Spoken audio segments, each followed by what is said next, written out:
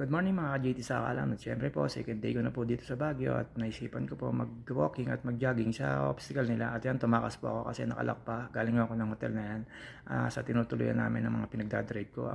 Syempre po, may income po ako sa pagmamaneho. Binabayaran po nila ako. On-call driver po ako.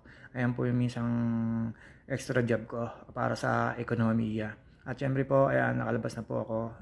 Shoutout nga pala po kay Jasper Guarin, Harry Hornado at si Chris Mart Cabrera. Alam niyo na kung anong voice kayo. Nababantay sa TikTok pag sinasabi ko yung pangalan. At kay Liam at kay Vincent, mga Romy Attack at si Lawrence Cuevas at sa aking inaanak at ate Sian. Shoutout sa inyong dalawa. Ito na naman ang si JT sa Akalam nasa Baguio. Second day po namin. At ayan po syempre, dire-diretso lang po ako dyan. Hinahanap ko po dyan yung daan papuntang Olympic pool ng Baguio. At nagtanong po ako sa guard. Thank you po sa ating lady guard at tinuro mo sa akin yung daan. At ayan po syempre, dire-diretso lang po tayo dyan. Sabi niya sa akin, pag may nakita ka dyan sa likod na yan, entrance, doon na kayo papasok. At nakita ko nga naman po ang welcome at napakaganda po ng Olympic pool nila. At syempre po, ayan, tabi po sila ng Burnham Park. Hindi na ako kailala para magpapawis. Ayan po, nakakita ko na po yung entrance na yan at dire-diretso lang po tayo dyan. Wala naman pong bayad. Ang mabait naman din po ng mga taga Baguio. Wala naman pong problema. Meron po akong nakita dyan na mga taga Manila. Siyempre, sinundan ko, pakita ko. At siyempre, ang JT sa Akalam, papakit lagi yan. At ayan po, dire-diretso lang po tayo dyan. Ayan po, makikita nyo yung welcome na yan. Ayan na po yung Olympic pool na ng Baguio. At pagaling po dito sa Baguio, mayroong ganito. Hindi ka na po mahihirapan na maghanap ng spot na para ikaw ay magpapawis. At syempre po, magpapakita po ang bida. Syempre, pakit yan. At after po niyan, syempre, magwa-workout, warm up muna po ako dyan. Feeling ako syempre, nasa Olympic pool ng Baguio. Kala mo talaga isang athlete. Ayan, ganyan-ganyan lang. Tapos, syempre, kunyari, player, ayan, gumanon pa, feeling, oh, oh, oh, ang JT Sakalam, parang iba na yan, JT Sakalam, mag-entry ka ba, ha? Wop, at syempre po, dire-diretso na po tayo dyan, at pumasok na po tayo dyan sa obstacle na yan. At napakasarap po, hindi naman po kayo magkakagulo. Kahit napakarami namin dyan at dire-diretso lang po tayo dyan. Siyempre, ang JT sa Akalam, natutuwa. First time talaga na makatapak sa ganyan at makapagpapawis, makapag-jogging, makapag-walking, makapag-workout. Lahat ginawa ko na dyan. Mga JT sa Akalam, libre lang po lahat sa bagay yan. At nakita ko po yung mga PNP, nakasabay ko po yan. Ang lalakas po niyan, dire-diretso lang po yan. Siyempre, pinaikot ko yung camera para makita nyo kung anong meron dito. At ayan, may volleyball, basketball at tennis meron po dyan. At lahat po may jumping rope, lahat po ng facilities nandiyan na po. Tapos syempre, di mamaring hindi magpapakita ang bida. Ayan po, feeling, jumaging kasi may nakita, taga Quezon City, di naman nakilala, nagparinig si JT sa Akalam. Pero shoutout sa iyo ate. Napakalakas mo, nakakailang ikot at lampas ka sa akin. Para tingin ko atleta ka. Tsaka ingat-ingat lagi. Siyempre, papakita ko po yung sapatos kong gamit. Pilingera akong player ako Ayan. Yan. Tapos, siyempre po, inikot ko po yung obstacle na yan at napakasarap po. Hindi lang ho kayo pagpapawisan ng husto kasi napakalamig. Pero meron naman kayo mararamdaman na mababasa yung damit mo. Dire-diretso lang po tayo dyan. Wala pong pakialaman dyan. At pinakialaman po ni JT sa Akalam yung ibang dyan. At syempre, makapapakita ang bida at naka-spot ng pwedeng sabayan. Mga palingon-lingon pa, feeling. At syempre, ayan po. After po nyan, ayan, si ate, shoutout sa iyo ate. Nagagandahan ako sa iyo pero deadma ka sa akin dahil ang bilis mo mag-jogging.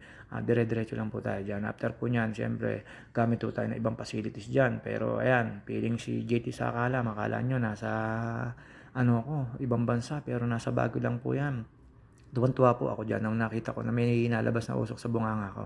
Hindi ko akalain na matsyempohan ko yan. At syempre po, feeling ako, tsaka medyo may pakilamera. Pinakilaman ko po dyan yung mga gadget nila. At ako, syempre, nag-workout na rin dyan. At wala naman pong bawal dyan.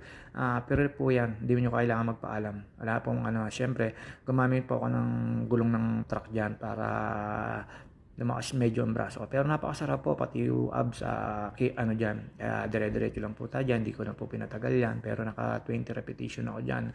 3 beses. At syempre po, dire-diretso lang po tayo dyan. Gamit po ng ibang facilities. At hindi ko na po syempre tinapos yan kasi maubusan po ng space yung ano ko ng cellphone ko. At yan, syempre pakita po tayo sa ibang pero yan lahat pwede yung gamitin yan. Hindi ko na lang po pinakita ang ibang video dyan kasi nauubos na yung space ng cellphone ko kasi 3210 lang na pin lang tong gamit ko. Kaya ang space niya ay 128 lang ba yun? Ayan, syempre, ayan po, feeling po, kala mo kung anong gagawin. Ba, may entry ka, JT sa kalam, kala mo ha, nagpa-practice, okay na ba yan, JT? And syempre po, feeling lang, ayan, dumetso na po ako dyan sa Burnham Park. Sa Burnham Park po, nagtambay po ako dyan after ko po magpapawis. Naku po, wala pang 2 minuto. Pagkaupo ko dyan, tuyo kagad ang pawis ko. Sobrang lamig. Shoutout sa mga taga Baguio. Ang sarap ng weather sa inyo dito. Hindi nyo kailangan na kaya mag-electric fan or mag-aircon. At ayan po, syempre, dire-diretso po ako dyan. May nakita po ako nag-zumba habang nagpapahinga po ako dyan. Syempre, second day ko po. Naka-coding po yung sasakyan namin gamit kaya hindi po pwede kasi ang sabi po sa akin ng police nung pumunta ako sa police station, wala na raw pong tourist exemption for coding kaya wag na raw po kami lumabas. Syempre, nagyaya po yung pinag-drive ko. Tinuro ko po na magpunta raw kami sa Baguio Cathedral. Yan ang hindi ko po malilimutan pag pumupunta po ako dito sa Baguio. Sigurado po ako, dadaan po ako dyan sa Baguio Cathedral. Siyempre, dire-diretso lang po tayo. Lumampas po kami ng Burnham Park at wala namang ibang dadaanan dyan. Kung hindi Session Road para papunta sa Baguio Cathedral. Ayan, Session Road na po yan. Kailangan pong tumawid sa tamang tawiran. Hindi ko pwedeng at nakakaya sa mga taga Baguio kasi sila madisiplina. At ayan po yung kay Session Road. Dire-diretso lang po tayo dyan. JT sa kalam na yan. Medyo mainit na yan. Tawid lang po ulit tayo. At ayan po, syempre makikita nyo na po yung papanik na yan. Tiyagaan lang po yan pero pwede kayong duman doon sa kabila. Pero gusto nyo mapalapit, tatiyagain nyo po yan. Diretso lang po tayo dyan. After po niyan, syempre, papakita po ang bida. Hindi sinasabing pagod na. Ayan, papanik po yan ang Baguio Cathedral. Ayan po, syempre, after ko po mapapanik yun, pakikita ko na po yung Baguio Cathedral. At ayan po, papasukin ko na po yan mamaya. Syempre, kung hihiling mo tayo kay Papa Jesus ng konti at hingi ng tawad para, syempre, pagbigyan ka at bigyan ka ng mahabang buhay. At after po niya, pagpasok po. At bawal naman po kaya pinatay ko na po yung cellphone dyan. At saka mauubusan po ako ng space dyan. Dire-diretso lang po tayo dyan. After po nyan, na pag-upo ko, pinatay ko na po yung cellphone ko. And then, after po namin magpunta sa simbahan, at dumiretso kami sa may palengke. Sa palengke, chineck up muna namin yung mga pwedeng pamimilihan. At inikot po namin ang buong palengke ng Baguio. Mapapunta sa gulayan, sa bilihan ng souvenir, sa bilihan ng mga pasalubong, lahat. Ayan. After po niya makababa dyan, syempre, shoutout sa mga pulis ng Baguio. Napakasarap tignan ang pulis na nasa highway. Wala kang makikita man lang na CCTV mo, LTE mo, or ano ba. Basta sila ang nagpapatupad ng batas dito at mga trapiko, ang mga kapulisan ng Baguio. Maraming salamat sa Mayor ng Baguio. Napakagaling ng diskarte nyo po. Salute po ako sa inyo, Mayor. At syempre, ayan po, nandiyan ako kami sa bilihan ng mga souvenir at kung ano na pang bagay na pwede nyo iuwi. Pero hindi na muna kami sign na piece. Tapos, ayan, dire-diretso lang po kayo. Tapos dito po, ayan yung bilihan lang per kilo. Hindi na ako na videohan yung per sako or per plastic. Kasi, mahirap pa taas. Ayan, dyan na lang po ako kumuha sa mga per kilong gulay na video. Tapos after po nan, syempre, dire-diretso na po kami dyan. Ikinikot daw namin, wet market, lahat. Tapos, ikot lang naman po. Hindi naman po kayo maliligaw basta sa kalsada lang kayo dadaan. Makikita nyo naman po yung mga pwede nyong pagbilihan.